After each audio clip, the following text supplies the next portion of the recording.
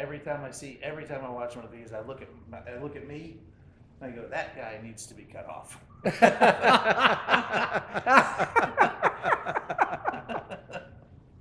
It is, but it is true, as we get deeper into the day, Yeah. which we are now, we've sort of approached that Rubicon. Yeah. Yeah. Well, we'll be over the Rubicon here in not too long. And it will become ever more apparent Right. that we've overreached our capacity. But we're going to soldier on because Yeah. we do this for you. Right. Yeah. It's Exactly. It's it's Only professionals can do this. right. Yeah, well, and as I always say, I'm not a professional, but I am a gifted amateur.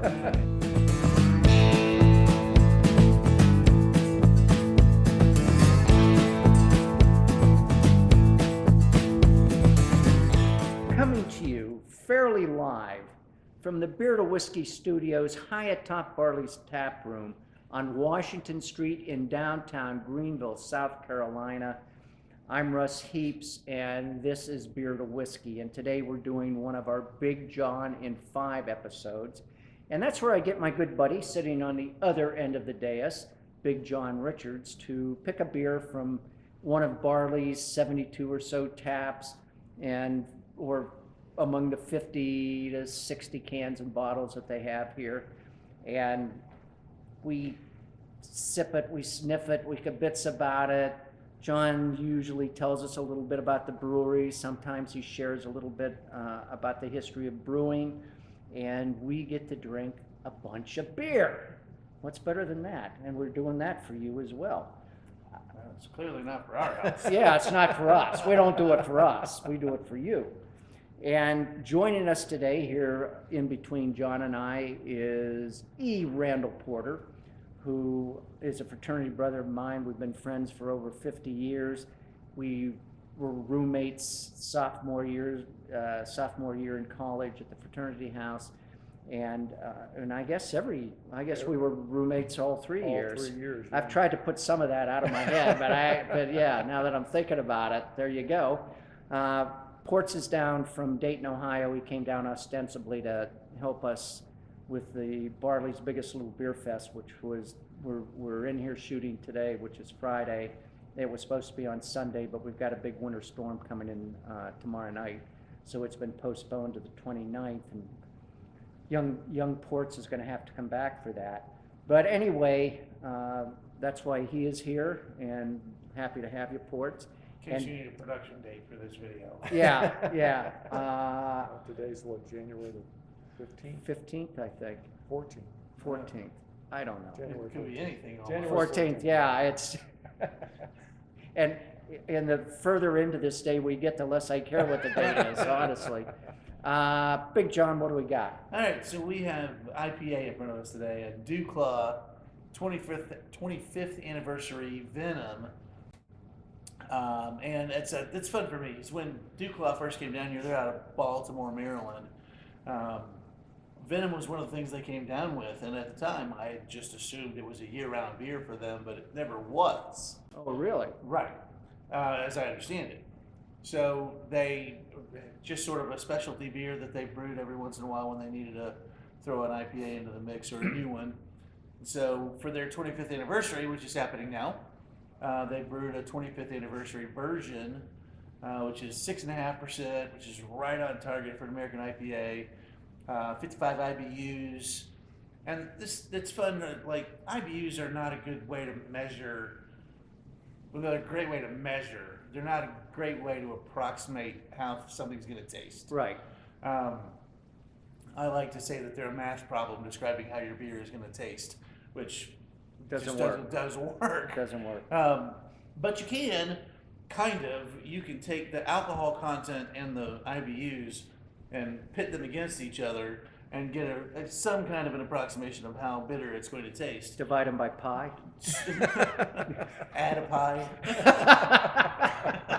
Sort of like figuring out Fahrenheit and centigrade. There's some formula. I Right. think, It's going to sound more complicated than it is, but if your IBUs match your ABV, then you're going to have a pretty bitter beer. Divide by By 3. match, I mean, if we had 65 IBUs and this was 6.5, then that would be that sweet spot. And so, Oh, I didn't know that. if we had 6.5 and it were 75 IBUs, then you'd expect it to be a more and more bitter. But we're at 55 IBUs and it's 6.5, so you expect that bitterness to be a little bit more balanced down by the sweetness of the beer. I It's had not- no idea. It's not a perfect system, but it's a good approximation Wow. of perceived bitterness. Yeah, I had no idea that you could, in other words, equate the two, and they should be fairly balanced in terms of their numerical value. Right, give or take, and like there's no real math correlation to that. It's a perceived bitterness measurement, but it can give you an idea for sure of what to expect. And so when you come into this, you expect to get a little bitter bite, but not but for it to be a sweet balance to the IPA. And you watched Russ do the thing where he was watching his fingers behind the beer to see. And this is not what I would. This is a hazy beer, but this is almost more of what I would call a chill haze than a real hazy beer, an unfiltered beer, because you can still see through that beer. It's And a pretty color. It really Yeah, is. it is. And if you can kind of, I don't know if you can see through the light on the camera, but that we talked about this a couple of times, and Yeah. I usually get fucked right up when I try and describe what it means. But if you can see your fingers, Did you just say the F word? oh, Drop maybe the I did. F-bomb. Russell edit that. Now I've got to buy a buzzer. Now I got to buy a buzzer sound. My God. Yeah, put this on Sweet. a 7-second delay.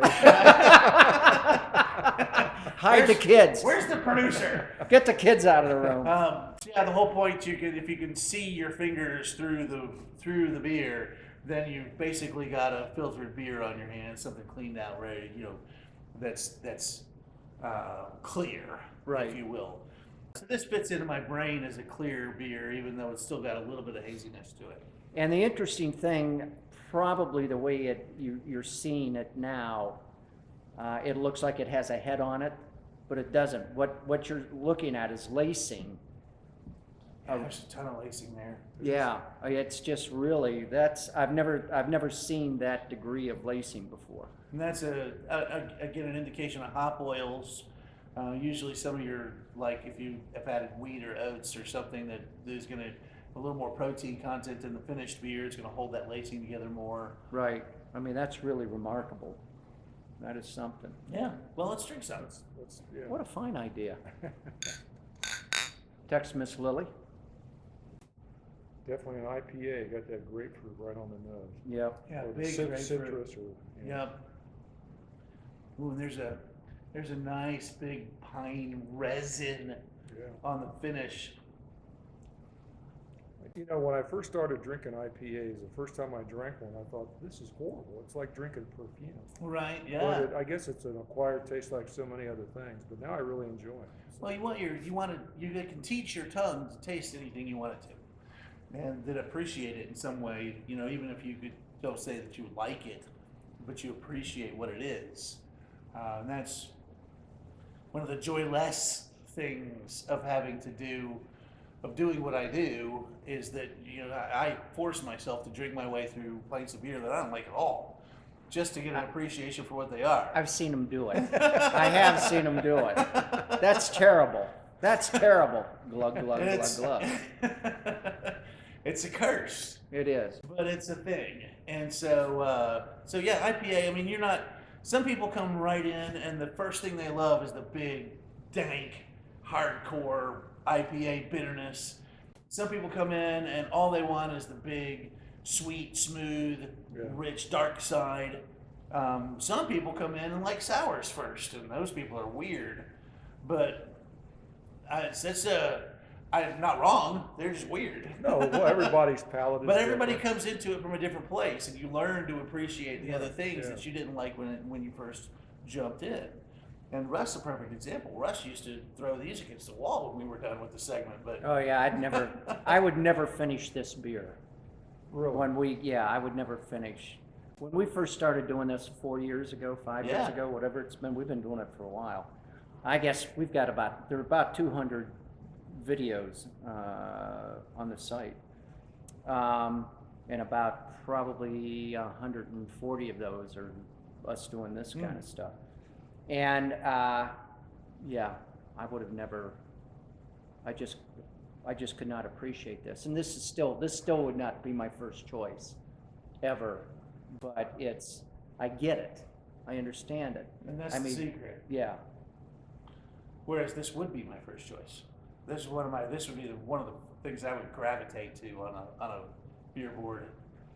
It's amazing to me how the lacing just stays around the entire glass. I have never seen that before. And it it's not.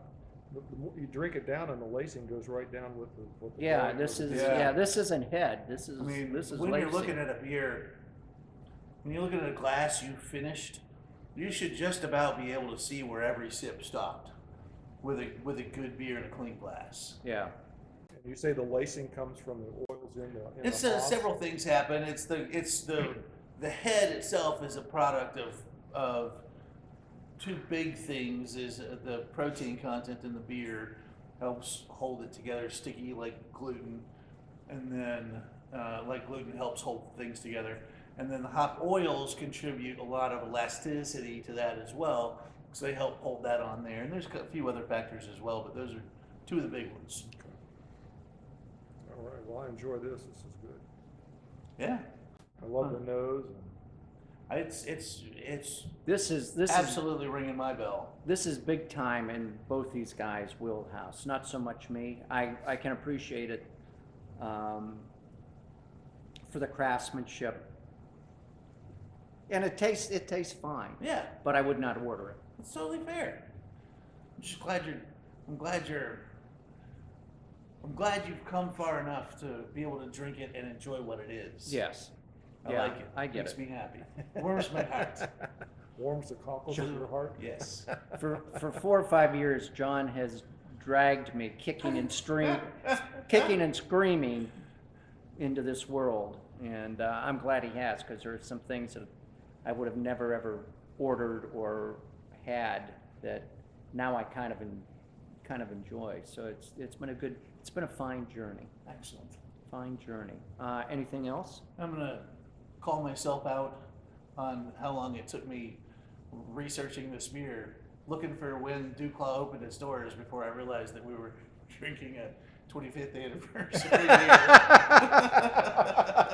Gee, I wonder when they were. I wonder how I long was they've been in like, business. oh, why can't I find this number? Who's buried in Grant's tomb? Uncle Bob. We may be at the end of the day. Yeah, we're getting there. Yeah, we're getting there. All righty, fellas. So damn lucky. See you next time.